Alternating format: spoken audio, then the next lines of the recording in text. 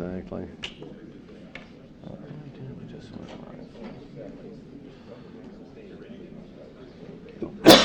Ready? Mike's on. Good afternoon, everybody. My name is Jim Gischek. I'm the chair of the Data Privacy and Cybersecurity practice here at McDonald Hopkins. I want to welcome everyone to our Cleveland, our audience in particular, who's live, as well as everybody that's joining us via the net. Thank you for joining us. The topic today is data privacy. Somewhat prepared is not prepared. Now, we know from many surveys, including one that was conducted by McDonald Hopkins, that most organizations are not prepared for a data breach. According to our survey, which I think is very reflective of what's out there nationally, only 17% of those surveyed felt very prepared to handle a data breach. So I'm not a math major. As most people know, lawyers go to law school because they stink at math. But when I look at this, I come up with about 83% of organizations that are not prepared for a data breach. That's a big number. The reason why that's such an important number as well is because if you look at the statistics that are out there, there's many reports by Verizon or the Ponemon Institute. Roughly 90% of all data breaches are avoidable by simple or intermediate measures, 90%. So when we look at this cross-section of roughly 17% of organizations being prepared to handle a data breach, but most breaches being avoidable, we come to the recognition that this is a very important topic, being prepared. What are organizations doing to be prepared to avoid data breaches? Now, you hear it over and over, and we'll certainly say it as well. You can't eliminate this issue. You are never going to put yourself in a position where you're bulletproof and avoid the data breach. But you can certainly minimize the likelihood that it's going to happen, and certainly you can minimize the detrimental effects if it does happen. Fortunately for us today, we have two panelists that are going to help everybody understand what can be done on the front end proactively to help reduce this risk. Joining us today is Justin Root. He is a special agent in the Cyber Crimes Unit with the Office of Ohio Attorney General Mike DeWine. Look forward to Justin's insights. We always like to have guest panelists with us to provide their insights. And also joining us is Dominic Paluzzi. Dominic is one of our colleagues who is on our data privacy and cybersecurity team, and obviously works in these matters every day. We'll be happy to answer any questions that you have. For those of you that are in the audience, please feel free to raise your hand, interrupt us. We don't mind. We'd prefer to make this interactive. Don't feel like we're up here doing the news. For those online, I know you can type questions in, and those will be provided to us. If we don't have an opportunity to get to everyone's questions, we'll stick around afterwards. We're happy to chat with everybody. And for those of you online, we'll certainly email a response back to you. So, where do we start? Well, when we start and we're talking about being proactive, let's start with the basics in any organization, the culture of the organization. And what we find in most organizations is that they lack a culture of privacy and security. So as we sit and look at organizations and we recognize this deficiency, we start to ask questions of the organizations. What do you do to foster any type of culture of privacy and security? So we'll start with Dom. Dom, when we're talking with clients, and when you are specifically, what are you advising clients regarding their culture and changing their culture? Sure, and it's something to take from the top and go down. This is something that is a board level responsibility, and SEC actually came out a couple of weeks ago and cited the NIST, the National Institute of Standards and Technology, but came out and said that someone on the board should be overseeing cybersecurity in their organization. So this is really setting the tone at the top of the organization, getting those privacy policies, agreements, all the preventative measures we're going to be talking about today, setting that tone from the top, taking that responsibility and pushing it down. We often hear, we'll go into an organization, oh, this is just an IT thing, IT's got this covered, we're all set. And certainly after today, hopefully, one of the things you take away from this is that this is not just an IT thing. There are lots and lots of stakeholders in your organization, both internally and then also folks outside, externally, your vendors that should be on your incident response team when you do have the inevitable happen. So we'll talk about that. And certainly from the life cycle of an employee, so many of these things, again, we'll talk about this too, are not your outside hackers. It's indeed just the negligence of your own insiders or maliciousness. And so it's from the inception of employment through confidentiality agreements, all throughout their employment, all the policies, and then what are you doing when they're exiting and they're being terminated, leaving? What are you doing as far as that? So it's really the culture from top down and then the employee life cycle. I know that we often talk with clients about taking that holistic view that you really do need to start from the CEO all the way through the organization to the vendors to make sure that everybody understands this. You know, what we always are reminding organizations is that most people that you work with and that are in your organization, the number one thing that they are not thinking about is privacy and security, unless that's their job. You know, 99.999% of the people in your organization have other job duties and responsibilities. They're worried about their day-to-day job. They're not sitting there thinking, gee, the data that I'm handling, I should be concerned about. Or, oh, by the way, as I drive home and stop to have a drink with a friend, I should really be worried about locking up or taking that laptop with me into the restaurant. What happens is they leave it in the car gets broken into, and then we have a problem. And these problems are very expensive when they occur. This isn't a $10 or $20 problem or 100 or 1,000, it's hundreds of thousands of dollars when this occurs. Justin, I'd be curious to get your thoughts on, you know, what's your experience with dealing with organizations that don't have this culture of privacy and security? Well, largely the organizations that don't have the culture of privacy and security are the ones that we end up dealing with on a relatively regular basis. The companies that are prepared for it tend to have things in place. It's a smoother process because they've already set themselves up to deal with the situation efficiently and effectively. Everything from a preemptive response plan that takes measures to avoid a data breach as best as you can, to recognizing that a data breach is occurring and responding to that data breach, and then reacting afterwards to try to find out what happened and how you can better suit yourself to avoid those in the future, how you can better respond to a data breach if they do occur in the future.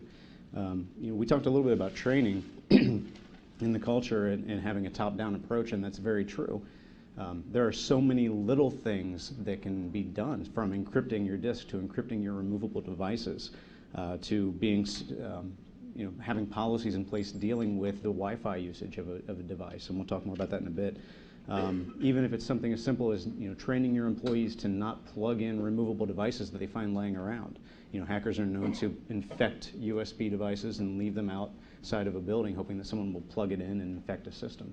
So you can help mitigate that by turning off the auto-run functions from the USB drives. You know, training your employees to recognize spear phishing emails and phishing emails and what those are and what the difference is between a phishing email and a spear phishing email. And you know, there are little things that you can do to help train them internally so that, you know, you can run your own tests to know if someone's more likely to open an executable or run an application from an email that they receive. And finally, just having, you know, system software and updates in place and having your IT department being proactive on that front to make sure that you are as up-to-date and patched as you possibly can be. But like we said, you know, the biggest threat to your data doesn't necessarily come from some third party. That's what everybody's afraid of, right? We're afraid of somebody from outside the country hacking in and getting all of our stuff. And that's a very real threat, and it does happen. But the most data breaches occur because someone loses an unencrypted laptop. Someone leaves an unencrypted thumb drive somewhere. Some employee who has access uses the system beyond the authority given to them to use that system. Or someone who has been terminated knows someone else's credentials and uses those credentials to log in even after they've been terminated, even after you've disabled their credentials.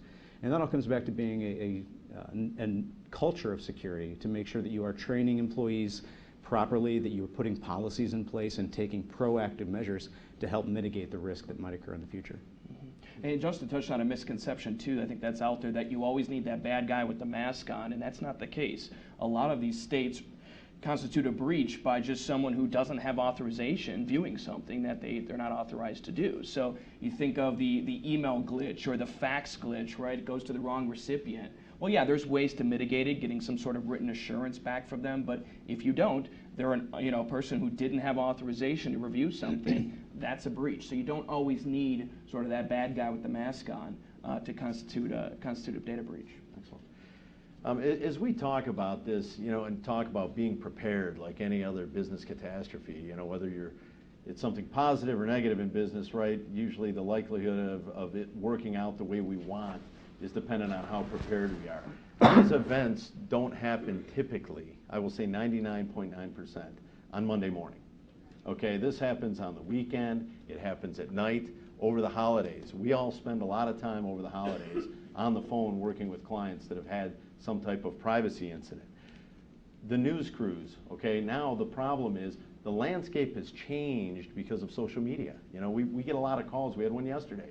Literally, the client called and said, the news truck is outside our door. They're walking up with cameras. What do we do? Well, you need to be prepared for that. What do you do? Well, we're going to talk about some of the things you do. Again, being prepared is just so critical. Don, let's talk a little bit about some of those policies and things that we can put in place to be prepared. What should organizations be thinking about and doing to be prepared for these events? Sure, and we'll talk about the incident response team and incident response plan in a bit, so that you're prepared when, you know, Channel 7 does show up at your door. But one of the things with the policies, you know, we've been talking about laptops, USBs, those portable devices. Well, do you have a policy that says what the user can't do? What about telecommuting, right? We have more folks working from home, working remotely, when they're away, hotels, airplanes, traveling in cars. You know, to the extent that we can pinpoint, especially when there's a violation of that policy, it's easier for us when a regulator does come knocking as a result of the breach, pinpointing that policy, saying, yes, we had the policy in place, employee violated it, and here it is, versus, yeah, we really didn't train, really didn't have a policy on this, so of course the user didn't know, you know, what they can and can't do. So policies on your electronic devices, laptops, are they supposed to be encrypted? If you're using USBs, are they supposed to be encrypted? Making sure that folks are saving things to that encrypted portion. All of that should be laid out in your policies, and it's not enough just to have that employee handbook. Certainly you can cover a lot in the handbook, but to have separate, distinct policies as it relates to portable devices, USBs, laptops, telecommuting. Another area, document retention and destruction. Lots and lots of organizations struggle with this, and rightfully so. It's really easy to have that document retention or destruction policy in place that says, well, if it's category A, then we destroy it after 7 years. Sounds great, looks really good in the policy. It's really hard to carry out, though, in everyday life, right? As Jim said, this is not everybody's job. So it's you know, the user is required to comply with it, whether it's in hard copy or an email, right? So we see a lot of problems with document retention, organizations holding on to that legacy data. And what's happening is when they do have the breach, they should have had maybe 5,000 records that were part of that breach. Instead, it's 50,000, 100,000, because they're holding on to every piece of data. We've had organizations, again, that you know, have held on to every record of every employee that ever worked there and every acquiring organization. And so we'll have folks call up after they get a notice about a breach and say, I never worked here. What, you know, is this a scam? Well, actually you did back in high school. You worked one day for this, you know, mom and pop store that this big company just bought up, and, you know, your data was in there. So really hard to answer those questions to the callers, and even harder to respond to the regulators saying, why did you have that? If you no longer have a legitimate business reason to hold on to it, get rid of it. And don't just throw it in the dumpster, because there's dumpster divers, believe it or not. And the investigative reporters are the new ones to be the dumpster divers. It used to be the regulators. Now these investigative reporters are going into dumpsters, and they're finding personal information, straight up, not redacted, not shredded. So certainly when you are destroying it pursuant to your policy, make sure you're actually shredding it. I know there's some other policies, before you speak here real quick, Justin. You know, one of the things I want to point out is having all the policies and procedures are great. If you have them all in paper but you don't enforce them, not great. Because here's what inevitably happens is regulators will come in, or plaintiffs' counsel will ask for them in discovery, and you'll say, well, we've got all these wonderful policies and procedures. Great, what did you do? Did people actually follow them? Did you enforce it? Did people get penalized if they didn't follow them? And the blank stare does not go over well. The other problem that we run into is, let's say you decide to enforce these policies and procedures sporadically. And let's say for the first 3 people you don't do anything. But for the 4th person you decide, you know what, this is a real problem, we're going to terminate that person. Well, that person may decide to come back and say, you know what, I don't think it terminated me for violating that policy. I think it terminated me for another reason, maybe a protected reason. So again, consistent enforcement of these policies. You don't want to find yourself on the wrong end of a lawsuit because somebody feels like they were terminated improperly. So you want to have the policies, but you need to consistently enforce the policies. They're no good if you don't enforce them. I'm sorry, Justin, go ahead. No, that's a very good point about, you know, enforcing the policies. Let me ask a question in the room. How many of you know how you destroy data that's on an electronic device? Are you guys aware? I figured you guys would. But for most of you, I mean, who here believes that their company like formats the hard drives when you get rid of a laptop to get rid of data? I see a couple hands that they format hard drives. And what does formatting the hard drives do? Well, actually, it depends on what data was on it. It could be a DoD type overwrite or DDoS. Yeah, what he says is that it's important to know what type of data is on there because it could be a DoD overwrite or a DDoS. And the point is, if you just format a hard drive, formatting a hard drive just tells the computer, hey, ignore all the data that's still stored out there on the hard drive, and it's still accessible. So if you're just formatting drives and then selling those things for $50 to your employees because they're old machines now, you could be unwittingly putting a lot of information out into the world.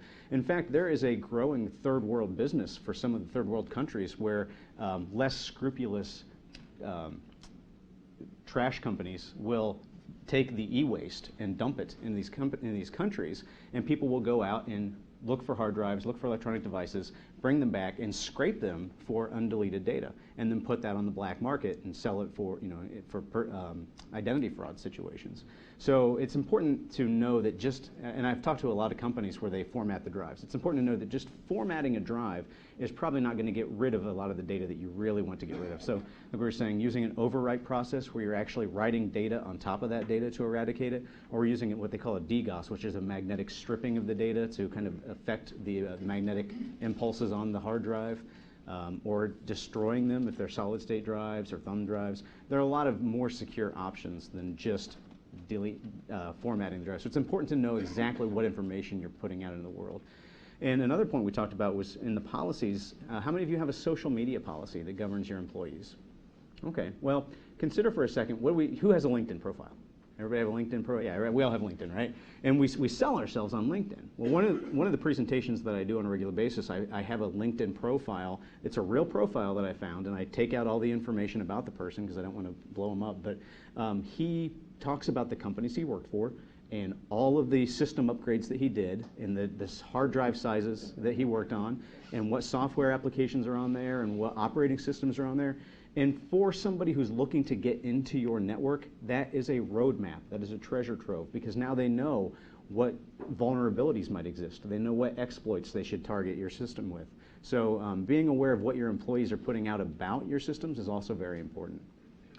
Thanks, Justin. I know one of the things that Dominic mentioned was just handbooks and things of that nature, as well as these separate policies and procedures. One of the things that we always encourage all of our clients is to make sure that at the inception of employment, in addition to that handbook, have a confidentiality agreement. And we've gone back now over the years and updated all of our clients' confidentiality agreements. We've tried to update all of them to include specific reference to personally identifiable information, protected health information.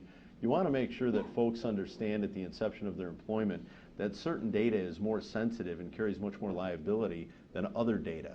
And you want them to understand that, and you want to talk to them about that so they have an understanding of what they may be working with.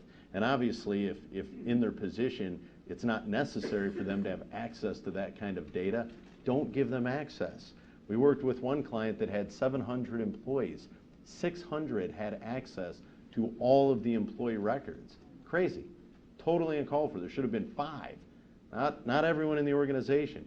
So really take stock and determine what data, 3 basic things we tell people. What data do you have? And usually, by the way, I've yet to find a client that can answer these 3 questions 100%. What data do you have? How is it stored? And who has access to it? People cannot answer those questions because they don't know. You have to take the time and make sure that you can answer those questions. Relative to policies and procedures, Dom, I know that I don't know if you mentioned the Written Information Security Program. If you can talk about that for a minute. Yep. So the Written Information Security Program, or the WISP, and it sounds really daunting, has this great name. It came out from the Massachusetts, state of Massachusetts back in 2006. They were the first. A lot of states now are sort of adapting, and we'll talk a little bit later about some of the states that are amending their statutes. But the Written Information Security Program is a summary document. It's a really good document. So even if you're not in Massachusetts or you don't have any records of any Massachusetts residents, again, good summary document summarizing the administrative, technical, physical safeguards you're doing in your organization. And you probably have lots of policies that cover everything that would have to be in your WISP. But again, good summary document that summarizes all of those safeguards. And you can really use that to then sort of drive home the rest of your policies and your training specifically. You can almost guide your employee training using that WISP. and God forbid you do have a breach and you have to give notice to the Massachusetts AG, I can guarantee that within 2 weeks you'll get a letter from the Massachusetts AG saying, please provide us with your WISP. And we used to be able to, if an organization didn't have it, quickly draft one, finalize it, send it off to the AG. Well, now they're getting a little more creative, saying, please provide us with your WISP at the time of the breach, and please provide us with your revised WISP as a result of the breach. So the AGs are catching on to the tricks too. So WISP, a good summary document to have. And by the way, when we use the word tricks, that means good lawyering. Just to be clear. And it's a good point, and I want to mention this because we can say this a million times, and I think it's still hard for people to wrap their head around this. Dominic mentioned the Massachusetts Attorney General. Now, you all may be sitting here thinking, well, we have an operation in Ohio, or we may have it wherever you're sitting watching this on the net. It doesn't matter where you're located.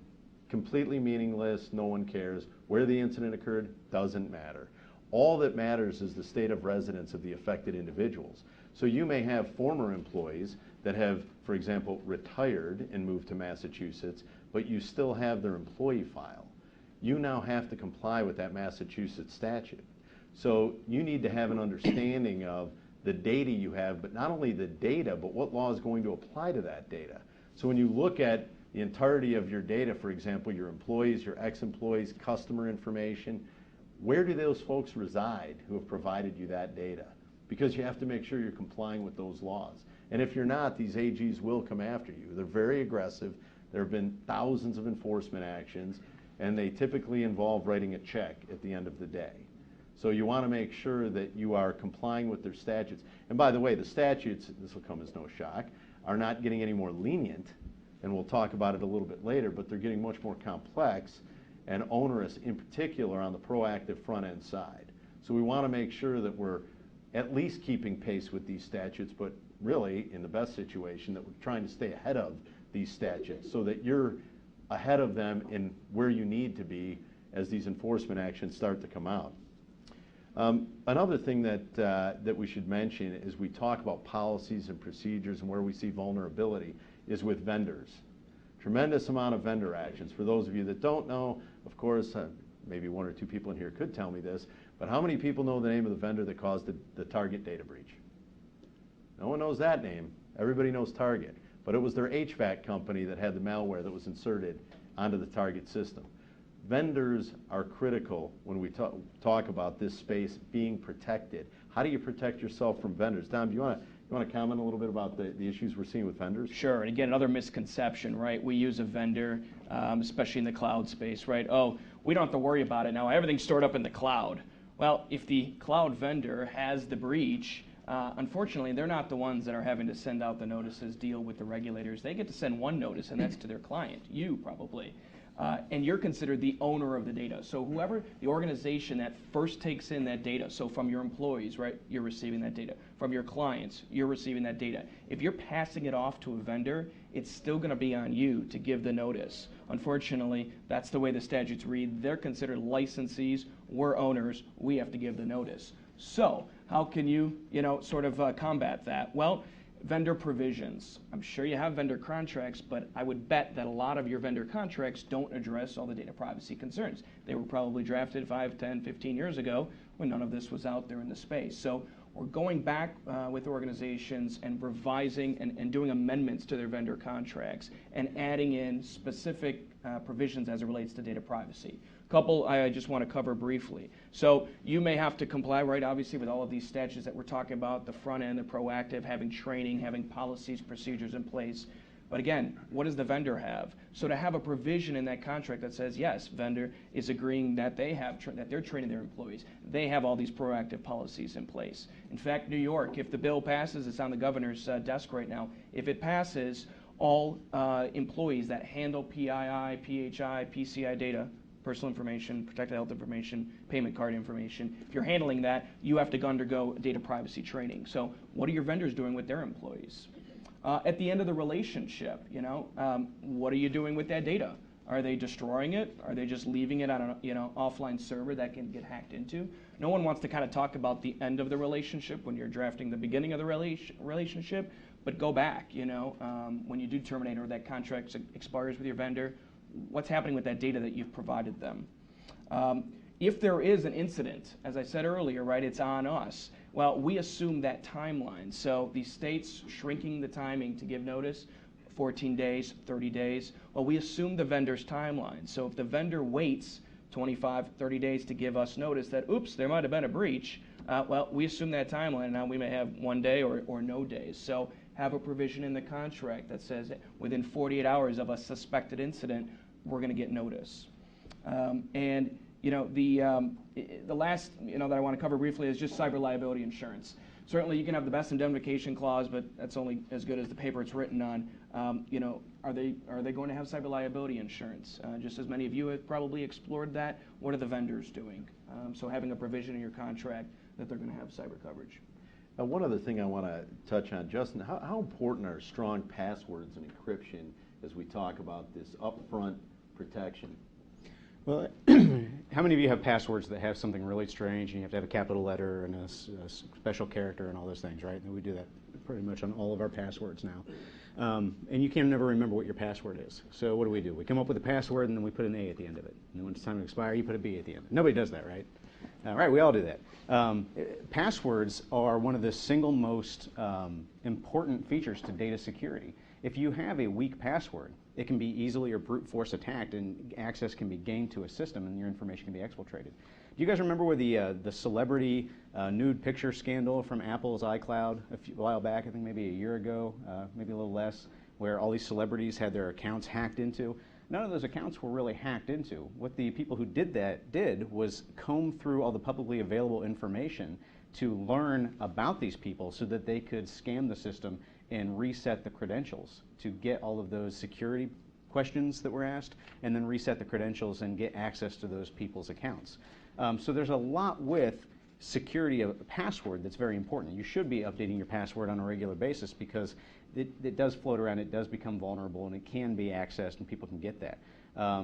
But once you have a password, if you have a Windows system, for example, that just has a password on it, it's important to recognize that that system may not be encrypted. So even if you have a password-protected Windows system, and I run into this in my job all the time, I can take your hard drive out of your computer, plug it into a device that will allow me to use forensic tools to access everything that's on that hard drive. So just having a Windows-based password is not the same as having encryption. So if you have encryption on the device, now I need to have the encryption key, because otherwise without the encryption key, everything's just gobbledygook out there on the drive. It makes absolutely no sense. And the way the encryption actually works is it only stays unencrypted up in RAM while the computer is using it. The rest of the stuff on the hard drive, it's still encrypted. So once it's shut down, it goes back to an encrypted format. Now this also becomes important when you're talking about your third-party vendors, which we were talking about just a little bit ago, because they are subject to the same risks that you are subject to. They're subject to somebody logging into the system using old credentials that may still be valid. They're subject to someone actually finding an exploit and hacking into the system. So you want to make sure that their stuff is encrypted as well. They're also subject to their employees going rogue and maybe plugging in devices and taking information out. So when you're talking with your third-party vendor, you want to make sure that the stuff is going to be secure on all fronts. You know, you want to have encryption in storage. You want to have encryption in transit. Encrypted data doesn't just pertain to data that's on a piece of stored media. Encrypted data includes stuff that's flowing back and forth. Anybody ever used your computer, especially your work computer, to hop onto a public Wi-Fi system? A couple of you? No, I see a no. Some of us are like, yeah, you go to McDonald's and there's a Wi-Fi there, and you plug into it, and maybe you send a couple of emails. Well, that stuff, if you go to a completely unsecured wireless router and you just plug in and go, all that data is being transmitted in the clear. And anybody with the right tools can pick that up and strip data out of that. But if you go to a Panera or McDonald's, just these places that offer the free Wi-Fi, and they give you a password that you have to use to connect to the Wi-Fi, and then you put that password in to encrypt the data, well, now you're good, right? Now I'm seeing a couple no's. Why not? Because everybody else in there has that same password, so they can decrypt that data too. So just having that's not secure. So if your company isn't using some kind of a VPN or virtual private networks connection to allow you to access your systems remotely, you may be setting yourself up, especially if you don't have policies governing how your employees can access data, you may be setting yourself up for someone who's really interested in getting your data. Now this probably isn't an everyday occurrence, but if someone really decides that they want to target you, there are tools out there that make it easier for them to do that. And there are things that people do that make it easier for them to do. So the biggest things, encryption is huge. Encryption, especially in the state data breach laws, adds some presumptions that allow you to not have to report if the data is encrypted. Encryption pretty much guarantees at this point that no one's going to get into this stuff for a very long time. And there are a lot of free services that are available. If you're using Windows 7 or later with the enterprise version, BitLocker comes installed on all of those by default, and you can just turn on BitLocker. And you can BitLocker removable devices as well. If you're a smaller company and you don't have that option, maybe you look at TrueCrypt or something. Even though TrueCrypt is officially shut down now, the data is still out there, the system is still out there, and you can use it. You know, and when you're looking at cloud-based storage, even if you're using something like SpiderOak is encrypted. It has more encryption than some services like Dropbox, even though Dropbox does a good job of encrypting their data. So all of this information that's out there can be publicly gleaned and it can be obtained. So you want to make sure that you're using the right type of encryption to keep it protected. And even then, you want to keep your passwords and your credentials secured and rotating on a regular basis so they're not the same all the time to make sure that no one can get past the encryption that you've set up to protect your data. And don't keep that encryption key on a bright yellow sticky note that's on the top of the laptop. We get that call about once a week. Yeah, laptop got stolen, so did the bag, and guess what's in the bag? Yeah, the big sticky note with our encryption key. Yeah. So you just don't tape it to the computer. You just took that encrypted laptop, and now it's not encrypted. Yeah, and it's really a critical point that both Dom and Justin make. You know, encryption, as Justin mentioned, is a safe harbor in all 47 states that have data breach notification statutes. So as long as the key, as Dominic points out, isn't taped to the device.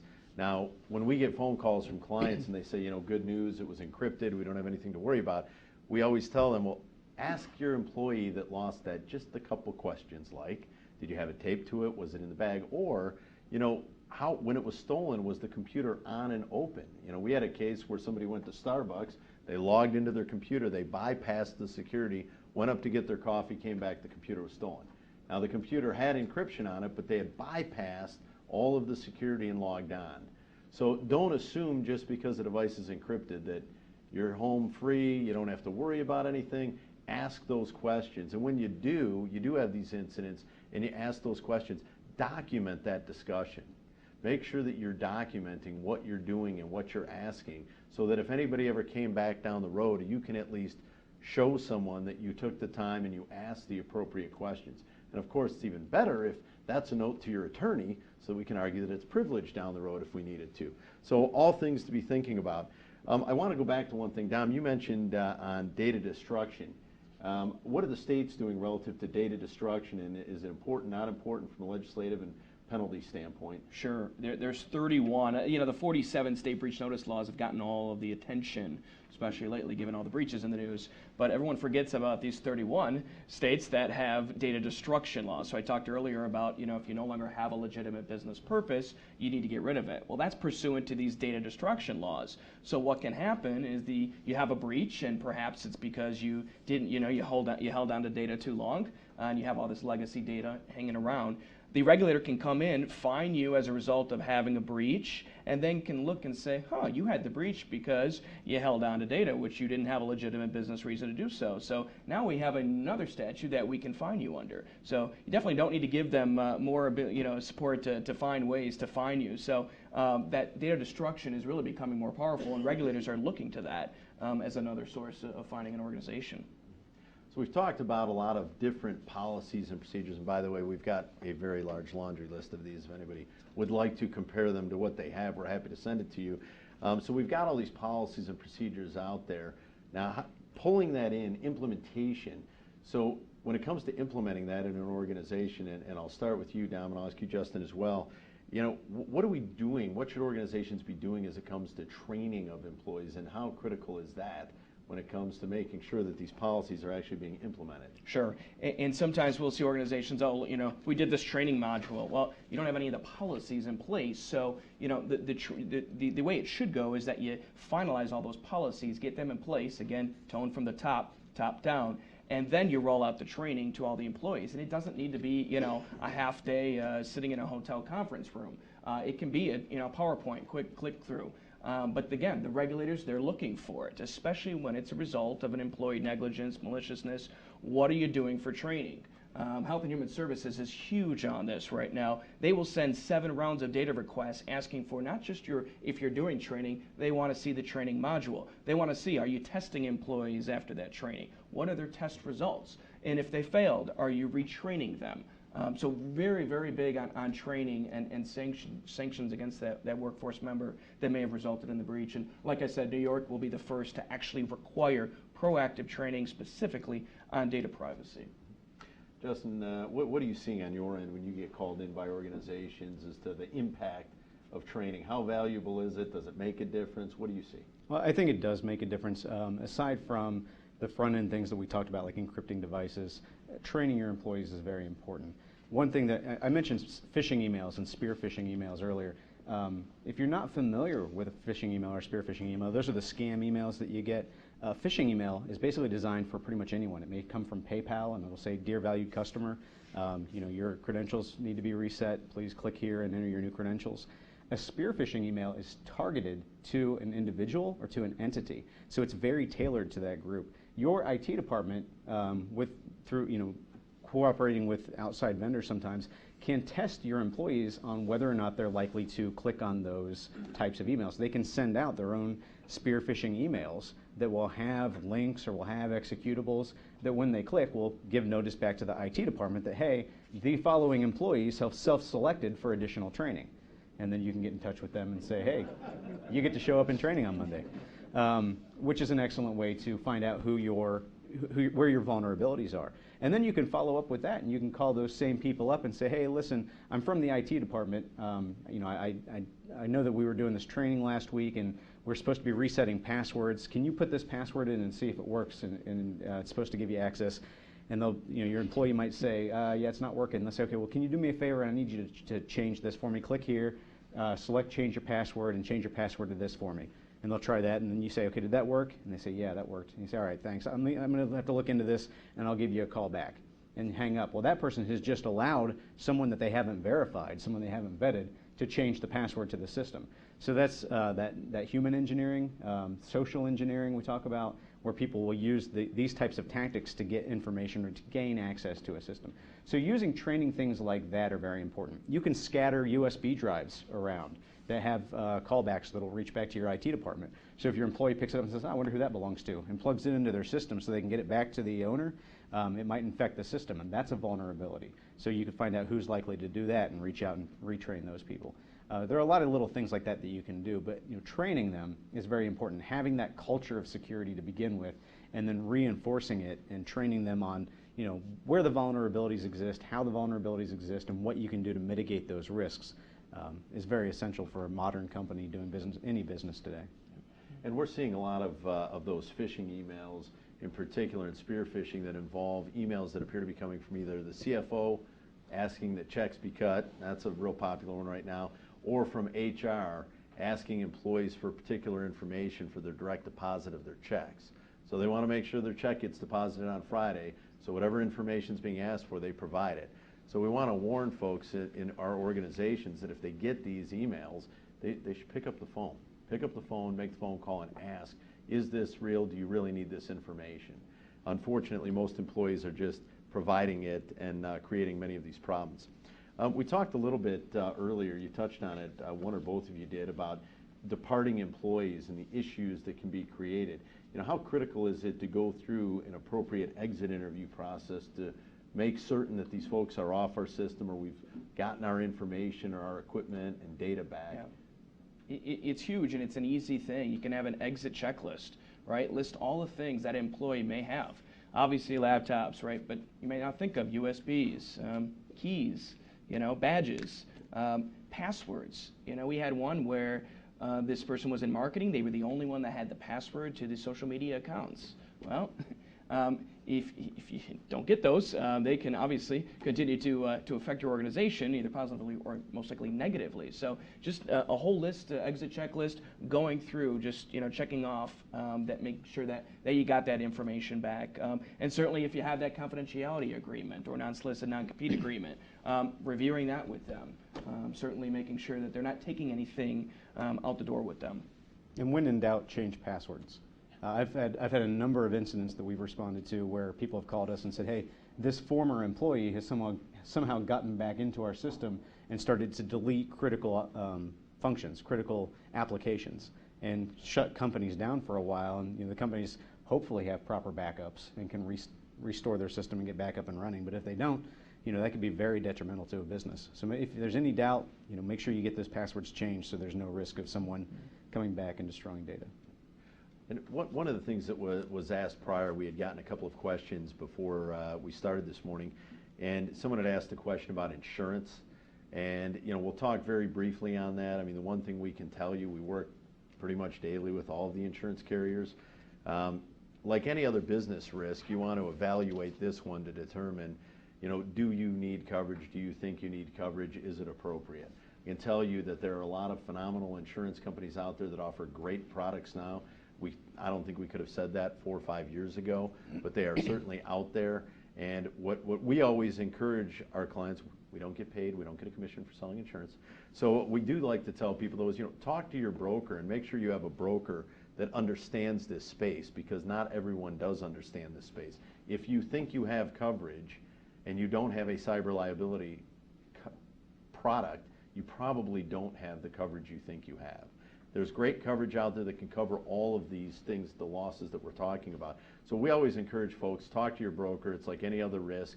Evaluate it the same way, and if you think it's appropriate for your organization, get the coverage, because it can really help you when you have that issue. And those great coverages offer the experienced panel of vendors. So privacy counsel, your computer forensic experts, crisis communication, mailhouse, call center, credit monitoring, all those things you're going to need responding to a breach.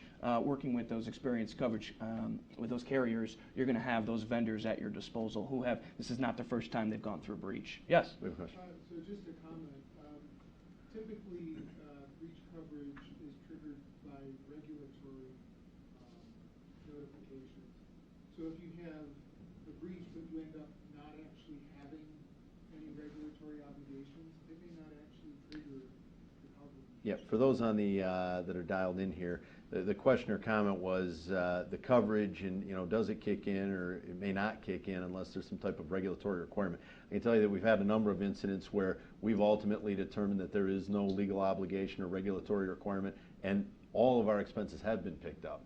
So I think that a lot of those coverages, and depending on the carrier and what you're buying, I think you can find coverage out there that would cover all of that. But like any other insurance product, right, you need to make sure that you have a complete understanding of what's covered and when it kicks in. Excellent point. So for the panelists, let's talk for a minute here too. So if something does happen, now we've done all this preparation, we've got the policies and procedures in place, we've trained these people, all of our employees. If we do have some type of incident, what next, and how does all of that preparation come into play? I guess I'll start with the incident response team, all right, your go-to team. And again, this isn't going to be Monday morning at 9 a.m. So who's on your team? Go back to your organization, figure out, you may have an incident response plan, but I often see no one has a clue who's actually part of the team that's in the plan. So go back and figure out who's going to be the one that's going to be on that call Saturday morning at 8 a.m., with us, and figuring out if you have a breach. So again, it's not just legal, it's not just IT, this is finance, communications, HR. I often see HR missing, and that's a critical component. Again, one good thing to walk away with, a lot of these are a result of employees, negligence, maliciousness, not following a policy. This is not the time to figure out, oh, Ben violated the bring your own device policy, let's fire him now. Well, no, Ben might be the only one that has the facts. We need him on our side right now. So HR is a really critical component. And again, not just your internal team, but your external team. Who are all those vendors? Everyone I just rattled off, the carriers, privacy counsel, computer forensics, mailhouse. Vet them now while things are calm. Not good to start going through contracts and negotiating all of that. Not a good thing to first meet your computer forensic expert or your breach coach, your privacy counsel on that 8 a.m. meeting. Vet them now. If you have the coverage, they'll expose you to that panel, and you'll be able to talk with all of them. And think about how you're going to learn about a breach too. It's great to have a plan, but if your board doesn't even because if IT is the one who discovers the breach and they bring it to you, they're probably aware that there is an incident response plan, and they're going to key you off to it if you don't know about it already. But you might be notified about a data breach by some third party from outside the company contacting you and saying, hey, I found all of this information from your company for sale on this dark web service, or that there's information floating around that's available. Because there are people out there who do vulnerability testing, and they may get in touch with your company after finding some vulnerability. And that vulnerability might be a problem with your website that allows people to access in on like a 0-day exploit or something. Or it could be somebody who goes out and they find that information and report it back to you. So it's not a given that IT is going to be the one to bring it to you and say, hey, we came in on Monday morning and our logs had exploded over the weekend, and it looks like gigabytes of data have been uploaded off of our system.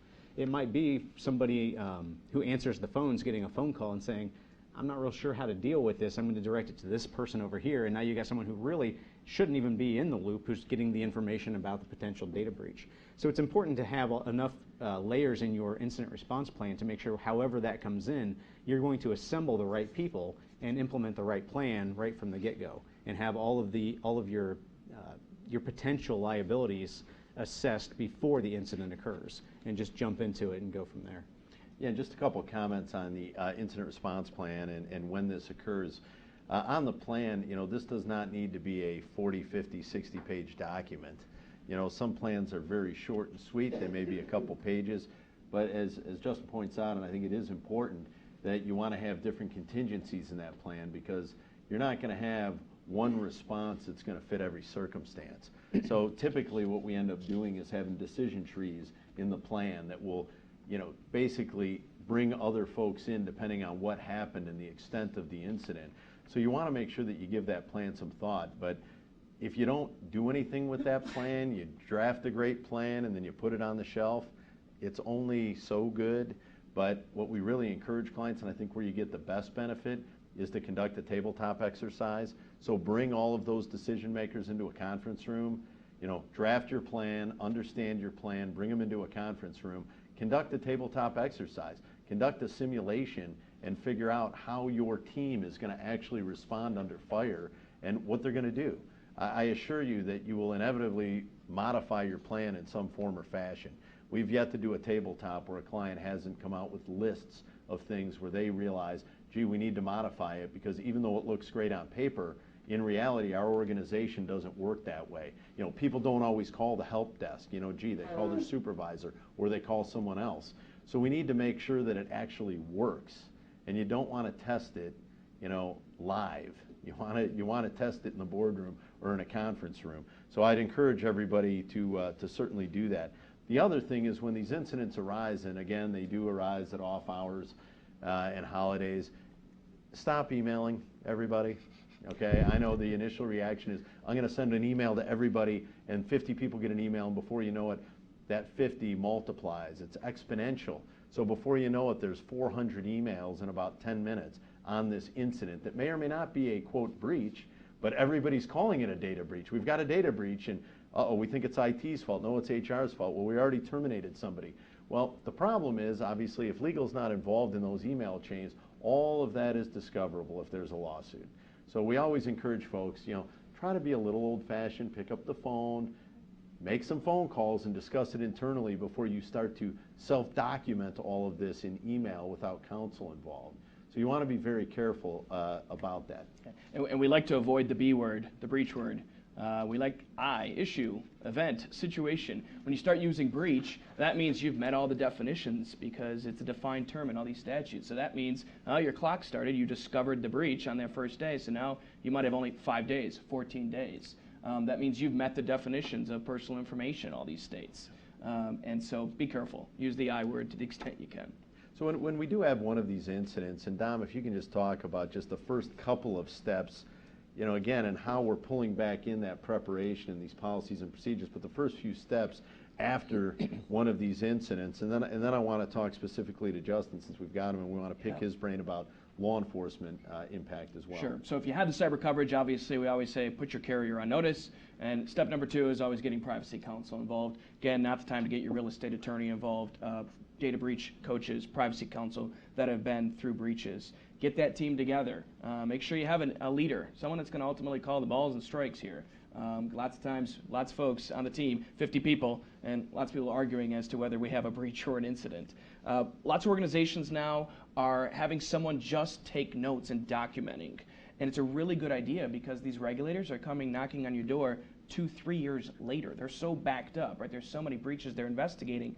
If you're like me, I don't know what I did yesterday. So to the extent you can have someone that's all their responsibility is to take notes, document every step of the way, timeline, really can be a great asset down the road. And then certainly for forensics, make sure that Privacy Council is engaging that forensic specialist so that no matter what they uncover in their forensic investigation, we can argue that that's cloaked with the privilege. There was a recent case that just came out a couple of weeks ago that our privacy group wrote about in an alert, and the court confirmed that and affirmed that to the extent Privacy Council is engaging a forensic computer specialist, all of that is attorney-client privilege, attorney work product doctrine, and can be cloaked with that privilege and was not discoverable in the case. And two comments on some of the things Dominic said. One, clearly if you have an incident and you're not sure if you have coverage, I put your carrier on notice, call your broker. We want to make sure that to the extent you can take advantage of anything that you've purchased, that you do. The other thing is, oftentimes we'll get clients that say, look, I'm not a big retailer. Does this really matter to me? It matters to every organization, because if you think about it, even if you're not taking credit cards, you're handling sensitive information. Every organization in here, I'm assuming, has employees. You have all of your employee data. So this applies to every organization, whether it's your employee data, your customer data, your patient data, credit card data. The definition of what is protected, personally identifiable information, is expanding rapidly across the country. So every organization is impacted. Every organization has to be doing these things. And if you don't and you have this incident, there's some real serious ramifications. The PR part of this is horrible if you've ever lived through it. Most organizations don't want to be in the press dealing with this. The lawsuits, in particular class actions, clearly, without a doubt, the fastest growing area of class action litigation is in this space. And finally, the regulatory investigations that we've been mentioning. All of the regulators, whether they're state attorney generals, Health and Human Services, the FTC, the FCC, they are all coming in and investigating organizations. And every time they walk out, they're walking out with a check in their pocket. So our goal is to let them walk out empty-handed, or at least minimize the amount of the check that may have to be written.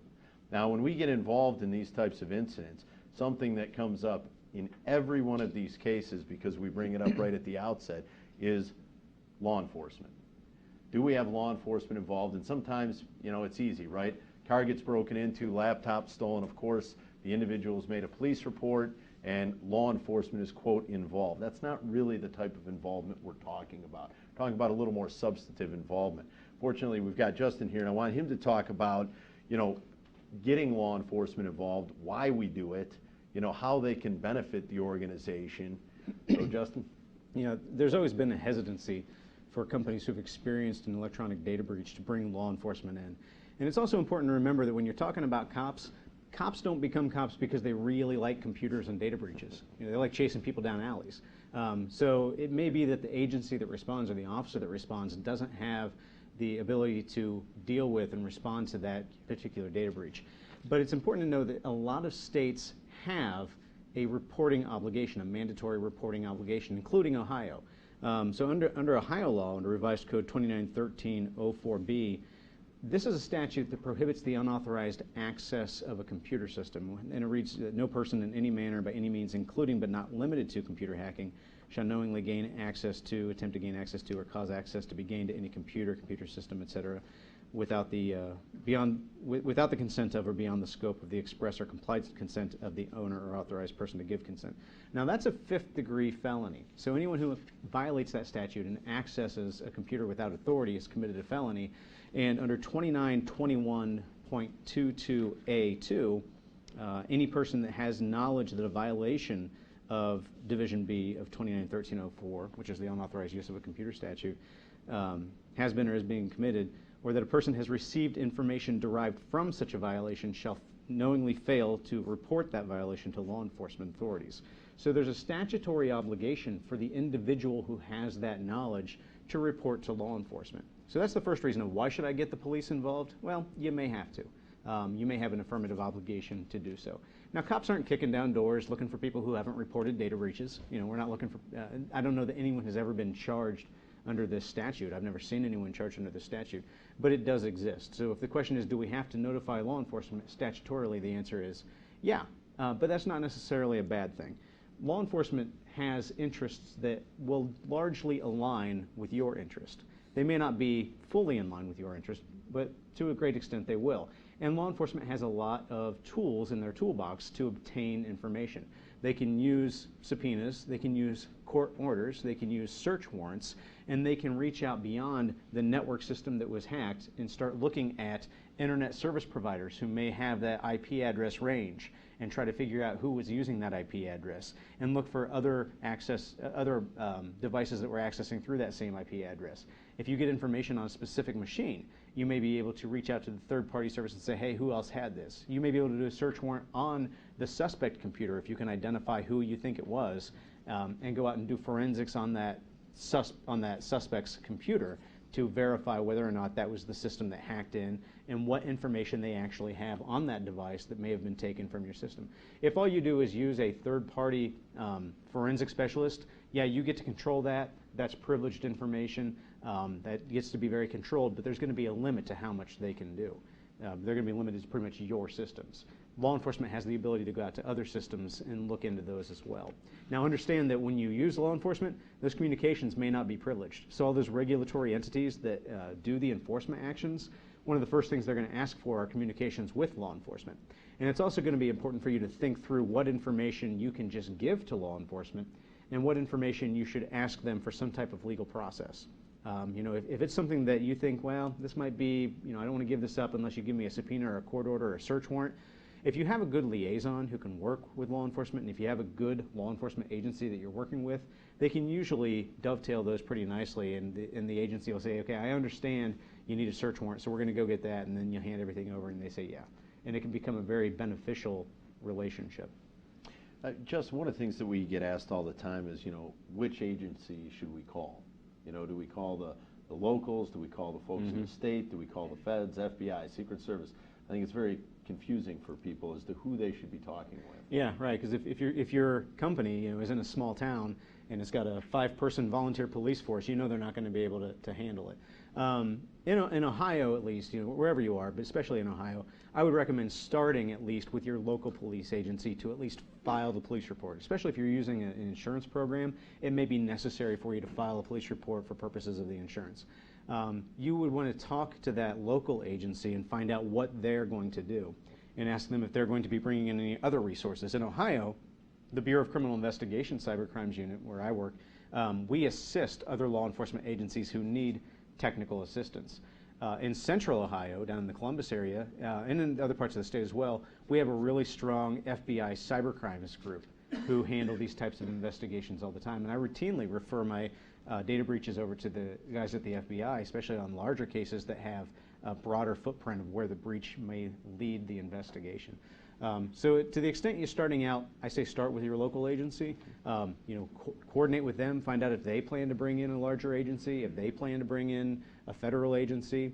The statute just says law enforcement authorities. It doesn't say who, and that's always the big question. So, I can't give legal advice here, but as long as you're making a good faith effort, I imagine you're probably going to be okay.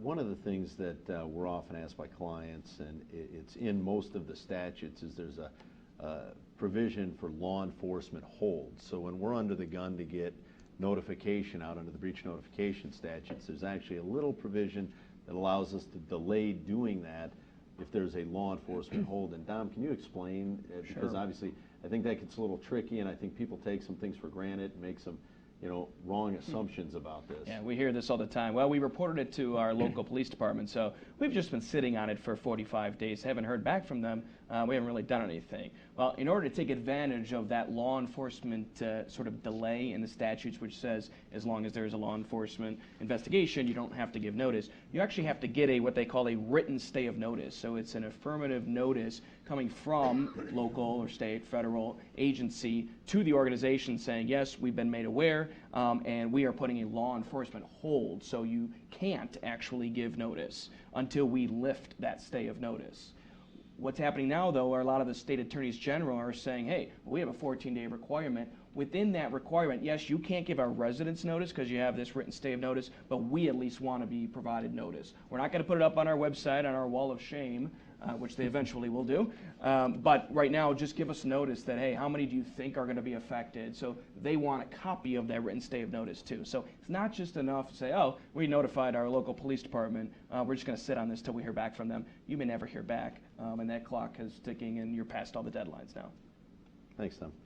I know we promised to conclude at 1 o'clock, and we're coming up on that in about 30 seconds. We understand this, it's a lot of information, and we've really just scratched the surface. I mean, typically when we go in and talk to organizations, you know, we'll spend a few hours going through this and another 3 to 5 doing tabletop exercise with them. So it is a lot of information, and it, I always laugh, reminds me of the movie What About Bob? You know, baby steps, right? You got to start somewhere. So, you know, start somewhere and start working on this, or if you have started, keep working on it, because it's a process and it's something that's evolving, right? I mean, all these laws are changing very rapidly. So this is probably the most fluid area of law across the country. So we want to make sure that you're staying ahead of the game. For those that are viewing on the webcast, you can still email any questions that you have. I know we have a couple that we didn't have time to get to. We'll certainly email those out. For those that are here in Cleveland, you can certainly stick around. We're happy to answer any questions. I know we had mentioned our data privacy review. If anybody wants that, we're happy to email it to you. It's a questionnaire of about 50 or 60 questions. It's a good starting point, or maybe it'll catch some things that you haven't thought about in your organization. It's free. Take advantage of it. If you'd like it, we're happy to email it out. We do stay on top of these things through our alerts as well as through blogging. So our online community, the Business Advocate at businessadvocate.mcdonaldhopkins.com. Please log in. You'll be kept up to date on what's going on out there. I'd like to thank our panelists for being with us today and providing the information, and all of you for joining us. Thank you. Thanks.